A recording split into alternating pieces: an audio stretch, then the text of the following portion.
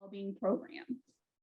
As a seasoned engagement and well-being consultant, she is passionate about helping companies enhance the employee experience by creating thriving workplace cultures. LaTonia works with clients to understand their business needs and identify the unique factors impacting health and productivity within their organization. In addition to serving as an executive board member of CBiz Women's Advantage, she's also involved in CBiz's diversity, equity, and inclusion initiatives. LaTonia is here today to share her career path and wealth of experience developing, implementing, and evaluating well-being programs, as well as her time at UGA and within the College of Public Health. So I'll turn it over to you, LaTonia. Thank you, Lori. Can everybody hear me okay? Yes, awesome. Well, thank you all for the opportunity to be here today. In preparing for the session, it really gave me an opportunity to think back to my time at UGA and all of the relationships and friendships that I've been able to form during that time. And so it's been a really fun visit down kind of memory lane to kind of think about that time at Georgia. So again, thank you, Lori and Erica and Lindsay for this opportunity to speak to everyone today. So I'll tell you a little bit about my background and kind of how I got here. And then I believe we have some questions that we will go through. And if you guys have questions, Lori, did we want people to put it in the chat box if they have questions? Yeah, we'll talk about it after your remarks, but if you have questions, yes, you can put your questions in the chat box, or if you want to raise your hand, there's a reactions button on the bottom of your screen. You can raise your hand that way, and so we can also take live questions as well. Thank you. So I guess I'll start from when I finished Georgia. After I completed my bachelor's degree in health promotion and behavior, I went on to the University of Alabama at Birmingham to get my master's degree in public health. And as Lori mentioned, Georgia didn't have a College of Public Health at that time. And so I had a couple of choices. I'm originally from Alabama. And so my mom told me I can always come home, and home is what I did.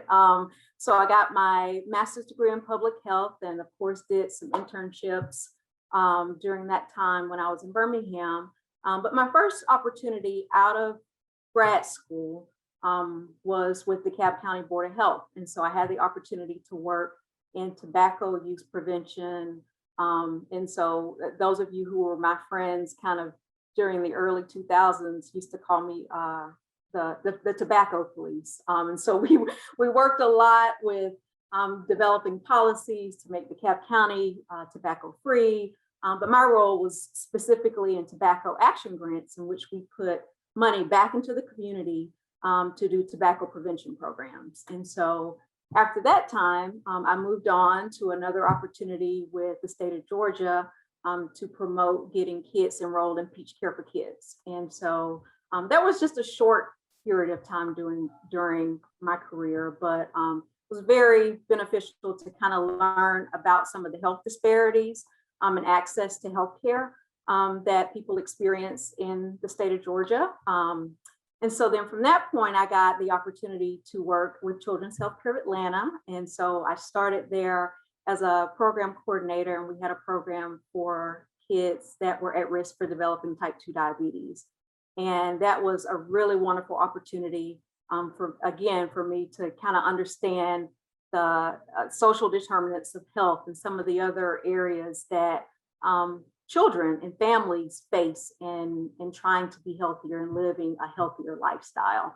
From that, I got the opportunity to be promoted within Children's Healthcare of Atlanta. And so I became the manager of work-life balance, and that included starting the employee wellness program at Children's. And so I was able to literally start that program from nothing, from the ground up, hire the staff, kind of figure out what the program would look like.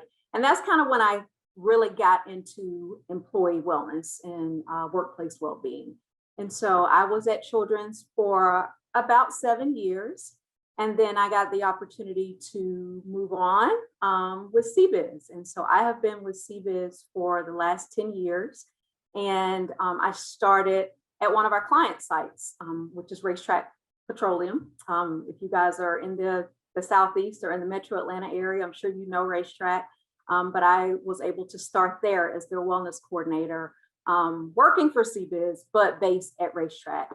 And so again, that gave me the opportunity to, touch different types of people and different types of employees, and learn a little bit more about the benefits world. And so although I was based in public health and my background and my education was in public health, to be able to, kind of transition into workplace wellness, and then dive more into the benefits space has really kind of expanded, what I learned in college. And so did that program for their employees. And now I'm a consultant. And so as opposed to being, working with one client, I have several clients. I probably have 60, 70 some odd clients that I work with. And as Lori mentioned to you all, my goal and my role is really to help those organizations and businesses create thriving workplaces and help them with their strategy to help their employees be healthier. And so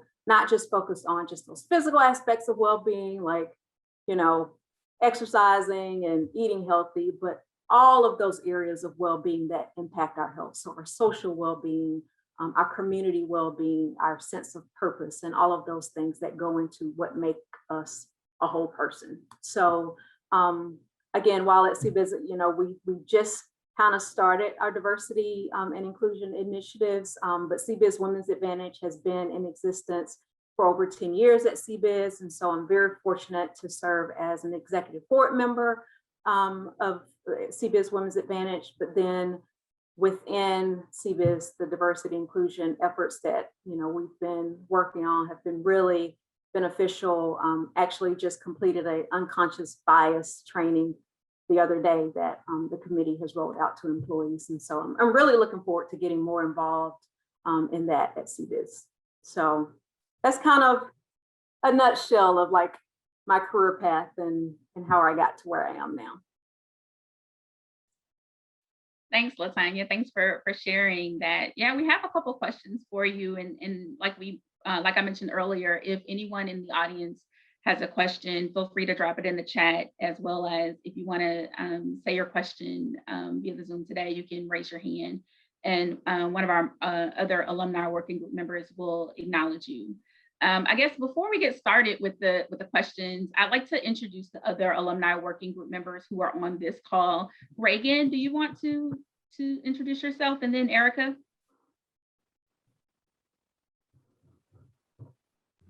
Sure. Hi, everyone, and good evening to you all. I'm so excited about what we're doing here today and glad to see you all join us. I am a member of our alumni working group, and I graduated from the College of Public Health many moons ago. in 2009, I got a PhD in health promotion and care. It seems like it was just yesterday, but I currently work at the Centers for Disease Control in our Office of Informatics, where I provide evaluation, consultation, and also technical assistance to our state awardees. So thank you for having me here today. Thanks, Reagan. Erica? Good evening, everyone. My name is Erica Parks. I'm a CPH alum from the College of Public Health 2011. So it's about to be a decade. I can't believe it. I am an Army veteran. I'm what you call a vetpreneur. So I'm an entrepreneur. I have two companies. One is called Camouflage Me Not, where we do a lot of advocacy research and create collaborative events for veterans and non-veterans to enhance connectivity. And then Ian Parks Enterprise, where I do a lot of professional growth development for folks. So I'm so happy to see you all and have you all here. I hope you come back and stay engaged. And remember, it is our National Public Health Week. Thank you. Thanks, Erica. That actually leads me to my first question. So being that it is National Public Health Week, and as part of the week, today is actually focused on public health and advancing racial equity. So LaTonia, you recently published an article on ways your company can support Black colleagues and improve well-being. Would you tell us more about this as it relates to the advancement of racial equity? Sure, yeah. So I think I've kind of alluded to the fact that the workplace well-being industry has evolved over the last several years, where the focus traditionally was on reducing health claims or reducing health risk, to now it's more of a holistic view of the whole person and how, what goes more into our health, again, other than what we eat and how often we move and how often we exercise. And so data has now shown that an organization's culture really plays a large role in their employees' health and well-being. And so, as an example, working in a toxic culture or for a bad manager can lead to burnout and stress. And as we know, those things can lead to physical illness. And so in the article that we wrote, it really all centers around workplaces creating an environment where employees can thrive.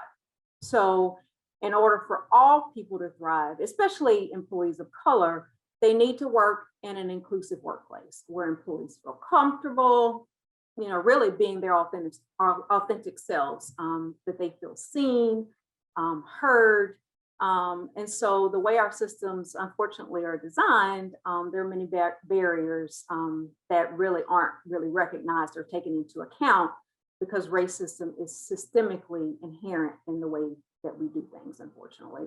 And so in the article, we talk about how organizations have a unique opportunity to help advance racial equity in their place of business. And so we provide a few, recommendations. So things such as supporting a person bringing their whole self to work. And so many people of color can probably relate to, you may not have heard the term, but covering, so that you fit in. And so you kind of hide certain aspects of yourself to where you fit into the norm. Really, this has been proven to be emotionally and mentally exhausting for people of color. And so again, we know that those things lead to stress, and stress contributes to physical illnesses. Another thing that we talk about in the article is removing that stigma around getting services for mental health. In the Black community in particular, there's a stigma around, getting therapy and getting counseling, and, especially in the South, it's all about going to church and praying to Jesus, and that's great. I'm a Christian and I pray as well, but I also believe that there is a place for counselors and therapy and mental health as well. So again, kind of removing that stigma and letting, people of color know that it's okay.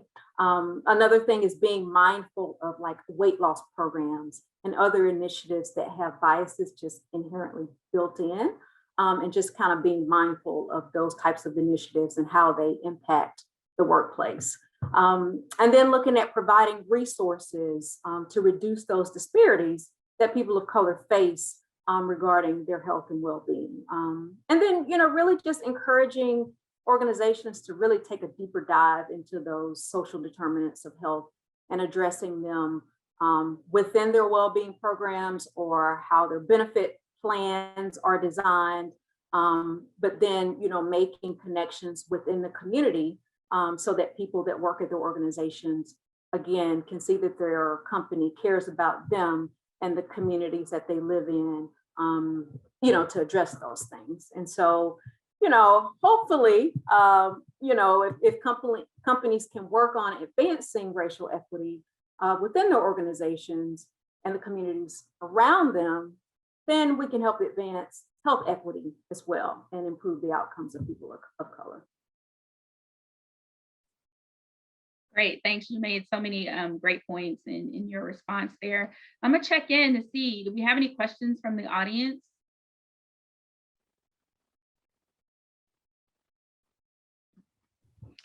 Hi, Lori. I don't see any new questions in the chat box at this time. Okay, I do see a link, actually a comment that someone would like to see the sources of the article. And so Lindsay, I'm wondering if you can drop the article in the chat box so folks can have a copy of that. All right, thanks. And I'll move to the next question. So LaTonia, how has it been being a Black professional, or how has being a Black professional shaped your career? Yeah, so that's a really good question. And I had to give that a little bit of thought. So I'm gonna do a sandwich here. So of course, I think when we all enter college, we all have like these, high hopes, and we're all pre-med or pre-dent or pre-pharmacy, pre-law, pre-something. And it was probably chemistry or the organic chemistry, you may remember this story, that told me, yeah, you're not going to be a doctor. And so I took an elective class in health promotion and behavior. It was an intro to health promotion. And that's where I found my love and my passion, because I felt like when you're a doctor, you help people treat their diseases and their illnesses. But with public health, you can try to help prevent them. And so in my mind, that was really what I wanted to do with my career. And so, and it kind of came from a passion about the concerns and the impact that the well-being of people of color, can have. And so, again, started learning about the social determinants of health and all of those kind of things, even back in the 90s. Like, this stuff has been around forever, and it's just now getting the attention that it deserves. So being, a Black professional has shaped my career in that it's been a passion of mine just to help the health and well-being of my people, honestly. But it's also made me very cognizant and sometimes overly conscious of the things that I say, maybe how I dress, my hair, those types of things, and not wanting to appear aggressive when I speak confidently about things that, that I know about. And so it has definitely shaped, how I conduct myself in a place of business. And so, as I mentioned before, the ability for an employee to bring their whole self to work, I honestly cannot say that I have brought my entire whole self to work just because of those things. And so, of course, over the years, it has gotten, I've gotten more confident and more vocal and things like that. But whereas a person that is not of color is able to take certain risks and, be more vocal and be more aggressive in the things and the viewpoints that they express, I've just kind of gotten into that in my career, honestly. And so that has really, kind of shaped my growth and development up until recently.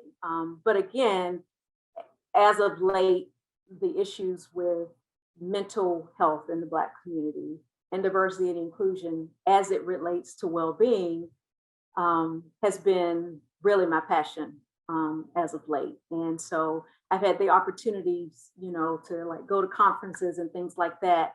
And you guys have been to public health conferences. You don't see a lot of faces that look like mine and like yours, Lori, and others on the committee.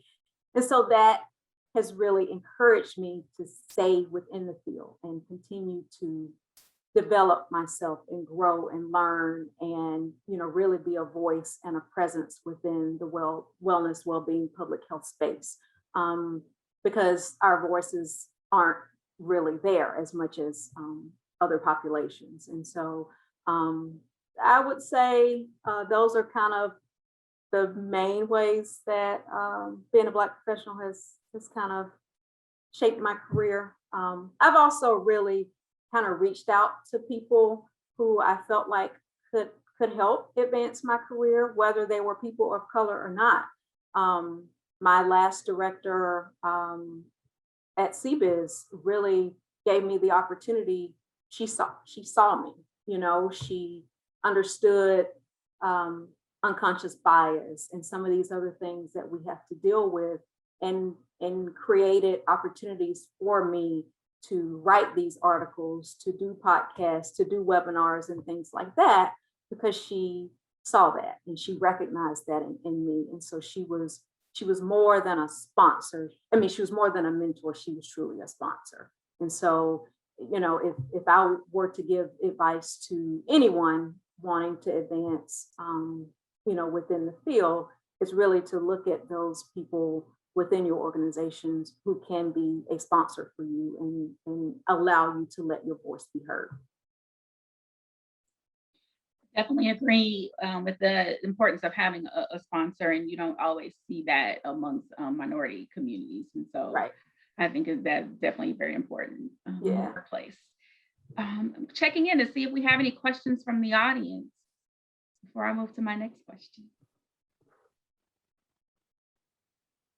Okay, all right. So moving to COVID-19. So COVID-19 really has shined a spotlight on public health and, you know, what you were mentioning before about social determinants of health. But as you mentioned, we've been working on social determinants of health for a very long time. And it seems like other parts of public health or other industries are just now beginning to think about really what that means, including in terms of inequities that different people experience.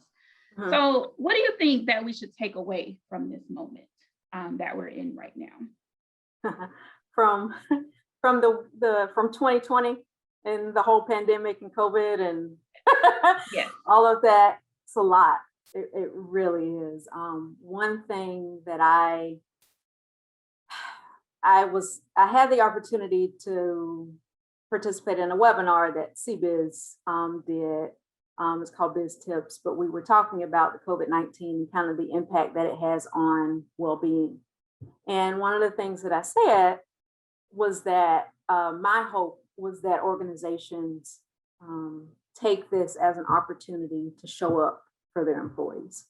You know, you can be on either side of this pandemic, and how you show up for the people that work for you is truly important. And so what we have seen with a lot of our clients is this desire and need to provide mental health services, emotional health services, connecting working parents to resources within their community, but also looking at, when you look at how COVID has impacted communities of color, it makes us all kind of look at things with a more creative eye. I mean, a more critical eye, to where it's like, okay, it's affecting people of color, but why is that? Is it access to healthcare? Is it underlying health conditions? Is it, you know, just trust for the government and the healthcare industry? All of those things have negatively impacted people of color and how they fare with this deadly disease. And so, you know, taking those things into account, educating, you know, our community and, you know, really looking and going into the root of why these things exist and why these health disparities exist. I mean, we spend a third of our day at the workplace, you know, and that's if we get eight hours of sleep at night. How many of us do that? But I think the businesses and companies and organizations just have a really unique opportunity to impact their employees' health, well-being, just general life, because we spend so much time there, and so many of those things kind of contribute to our stress and, you know, physical well-being. So I hope that answers your question. I feel like I rambled a little bit, but. No, that was a really good answer, informative answer. See, there's a question. Sorry, I know we're supposed to have someone monitoring the chat, but yet I'm looking at the chat. We do. We have a question from the audience. What advice would you give to someone who would like to get into the field of public health? Take a look at UGA's program, for one.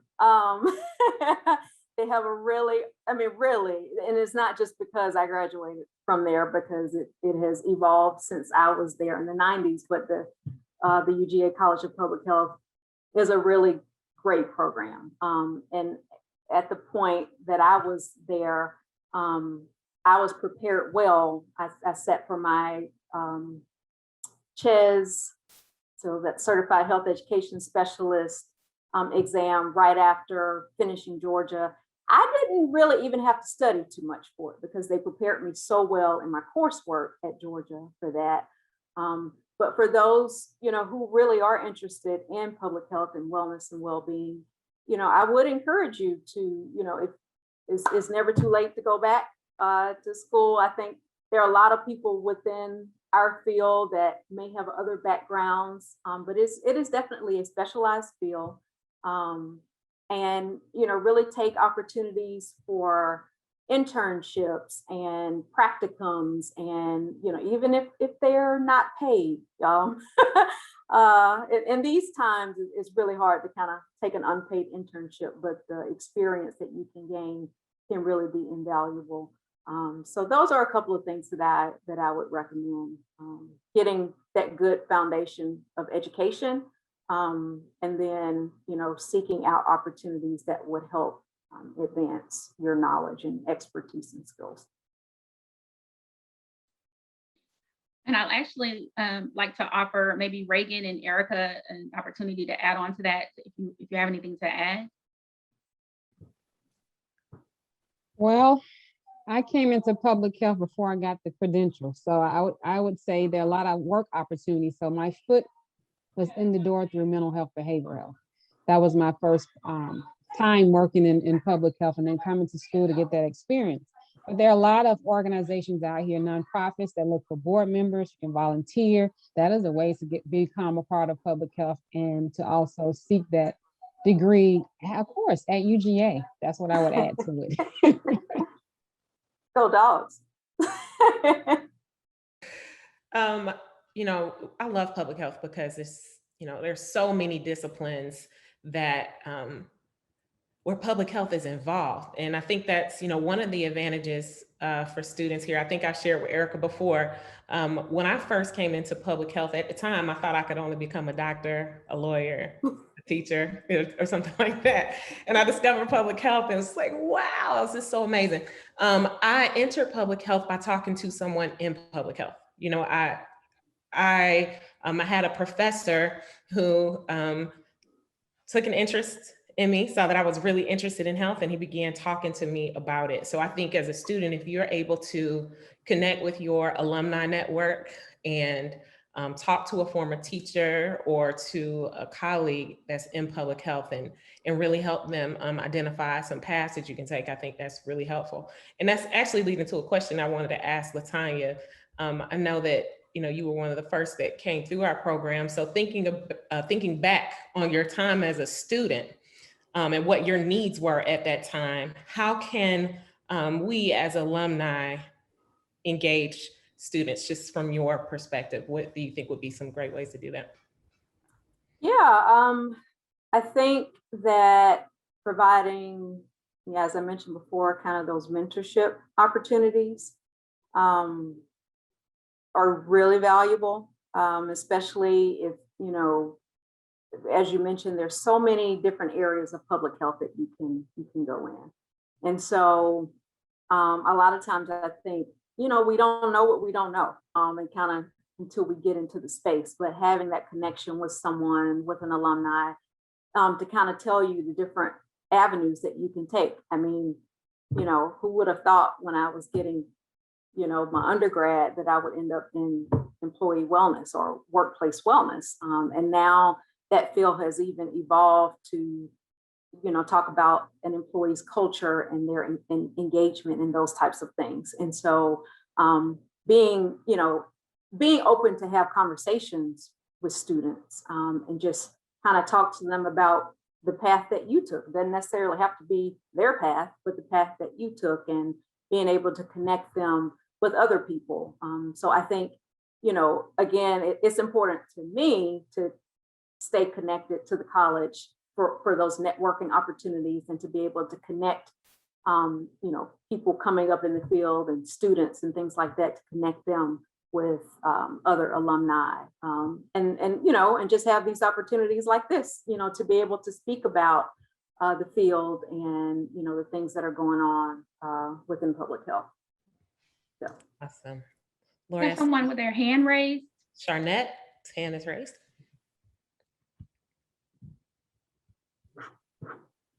Charnette, are you able to unmute yourself?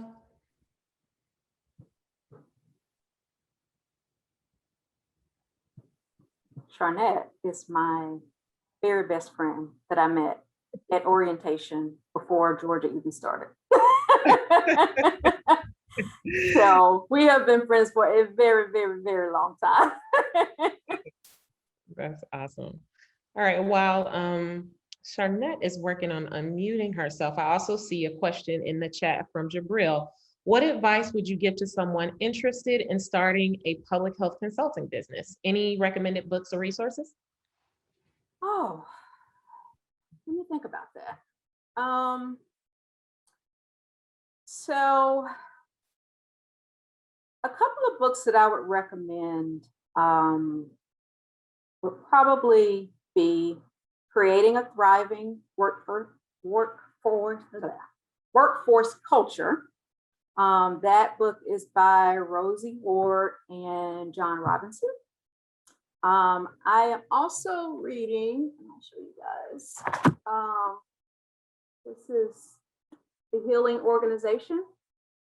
A really great book that is talking about awakening the conscience of businesses to help save the world. And so although it isn't strictly public health focused, it is talking about health, well-being, really that holistic approach, and how what companies can do to help create these thriving workforce cultures for their employees. And so if you are an entrepreneur who wants to start a consulting business, then I would probably recommend that you work with other businesses or work with organizations in order to create that level of change within organizations. And so those couple of books talk a little bit more about how an organization really does impact a person's health and well-being. So those are a couple of, not how to start a business, but really more, giving you the meat of why it matters within the workplace. Awesome. Thanks, LaTonya. I want to offer. May I add there? Charnette. That's me, Erica. May I add something? Yeah, because you're an entrepreneur, Erica. Go. I want to add, this is something that we often overlook. We have the expertise, but I spend a lot of time reading books through Audible, because as an entrepreneur, you don't have a lot of time to hold a book. So I just opened my Audible profile, but mindset books. One of the books I read that helped a lot, Atomic Habits, because when you are an entrepreneur starting a consultant business, you have to unlearn some of the things that you did as an employee. Everything is on you. You're everybody when you first start. The Dip is another good one, because you're going to have a lot of dips. People often see like this event, they don't know what happens behind the scene, getting everything together. That's all on you. So those are some things that I would encourage you to. Jabril is also my classmate. Happy to see him on from the College of Public Health. And you have a lot of resources, Jabril, already in your hand. A lot has been mentioned about relationships. That is a great way to start your consulting business. You got a lot of experience from all the work you've done as a health scientist at CDC. Don't downplay that. And look into government contracting, get your company in a SAMHSA system, because that's where the government goes when they want to do business. And you have a strong profile and history of work you've done with impact. I don't think you'll have any problems.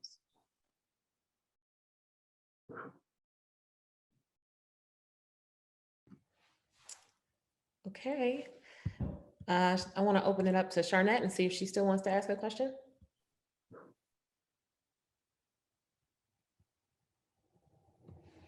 All right. We have one more question in the chat, and it's two parts.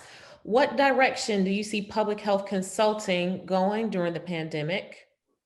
And what classes should graduate students take to head towards consulting and servicing potential public health clients?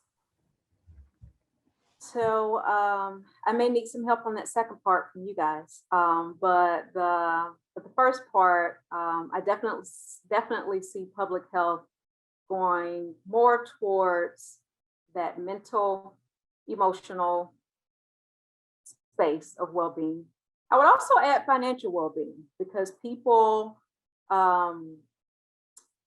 have been impacted negatively financially as a result of the pandemic. And so our finances definitely play a role in our overall well-being. If you're stressed out about having to pay your bills and make ends meet and feeding your family and all of these things, they can contribute again to stress, and stress leads to burnout, and stress leads to physical, conditions. And so when you're worried about finances, everything else just kind of tends to fall by the wayside, honestly. So those three things. But as I mentioned before, thankfully, that there are a lot of negative things that came out of this pandemic, but there are definitely some positives as well.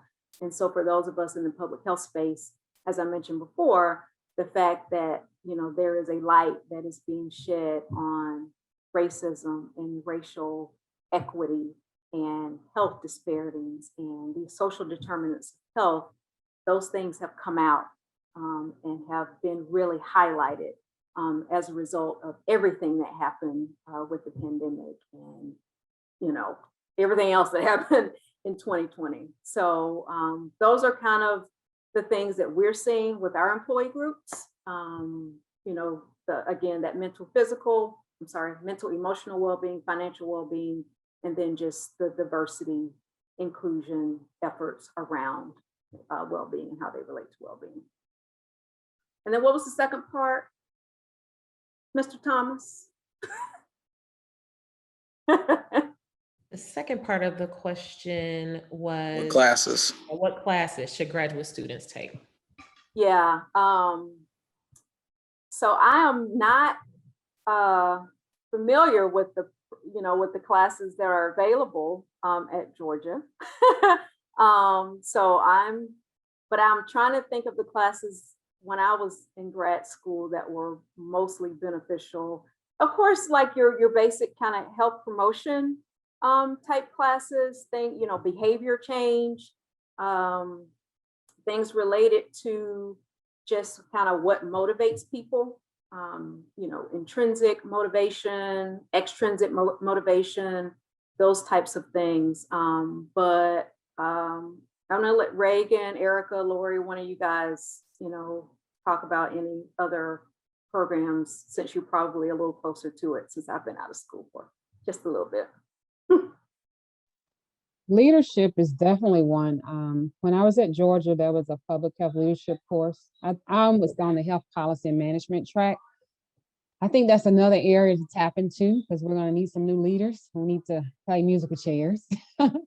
I also think I just wrote in the chat, I don't know how this will relate course-wise, how they name it, or if it's in one of the courses. The faith-based community is going to be an untapped area. When we reconvene, just helping people, we don't know the post-traumatic stress from the pandemic yet. There's going to be a lot of it, I suspect. And so anything that is going to help you in those areas, I would definitely get into those courses. The policy side would definitely get into those courses. We're going to have to rewrite a lot of policies, and we're going to have to educate a lot of companies on public health, because public health is in everything, and they're going to need to know what they're putting their processes and systems in place. Another area is the military. We sometimes don't think about it. The military stood up a Ready and Resilience, a health promotion council. That is us, right? And so they need us in those areas. You are the subject matter expert on those military bases. Had the opportunity to be a part of the pilot as a fellow through ORI. So I would definitely tell you to check out the Ready and Resilience Integrator, the Ready and Resilience Integrator process, if you're interested in that community. This is Reagan. I'm also familiar with an entrepreneurship certificate program that UGA offers to all undergraduate students who have at least 30 credit hours. So if they are interested in social enterprises or starting a a small business, this certificate program enables them to do that. And I think they offer that. They have 2 fall and spring entry timelines, but I've heard really great things about that program at UGA as well.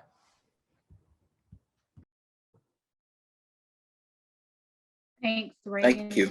Erica, and LaTonya, for that response. I guess I'll add, kind of along the same lines that Reagan, what you just mentioned, is I think taking some business courses is helpful if you want to, if you're interested in consulting and starting your own business. I think that would definitely serve you well to take some of those classes.